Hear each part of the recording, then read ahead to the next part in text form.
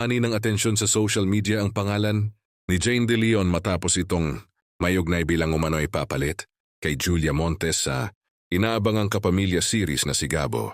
Ang isyu ay lumutang kasunod ng mga espekulasyon tungkol sa pagkawala ng aktres sa ilang teaser ng proyekto na agad namang pinag-usapan ng netizens.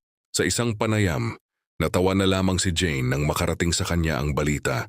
Iyon sa aktres, wala pa umano siyang natatanggap na anumang offer para sa naturang serye. Nakarating na rin sa akin yan. Natawa na nga ako yan ni Jane. Na tila ikinagulat din ang pagkakadawit ng kanyang pangalan sa usapin. Gayunpaman, hindi naman isinara ni Jane ang posibilidad kung sakaling magkaroon ng pagkakataon. Anya, bukas siya sa ideya at ikukonsidera ito kung sakaling ialok sa kanya ang proyekto. Kung sakali, bakit naman hindi? Dagdag pa niya, ibinahagi rin ng aktres na naging maganda ang kanyang naging karanasan sa pakikipagtrabaho kay Coco Martin noon, kaya't maituturing niyang isang karangalan kung muli silang magsasama sa isang proyekto, lalo na sa isang seryeng pinangungunahan ng tinaguriang Primetime King.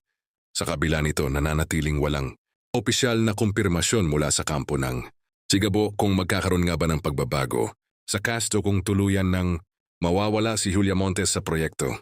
Patuloy pa rin ang pananahimik ng production tungkol sa tunay na estado ng serye.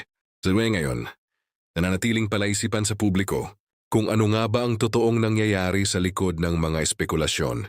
Ngunit isang bagay ang sigurado, mas lalo pang umiinit ang interes ng fans sa Sigabo habang hinihintay ang opisyal na anunsyo mula sa Kapamilya Network.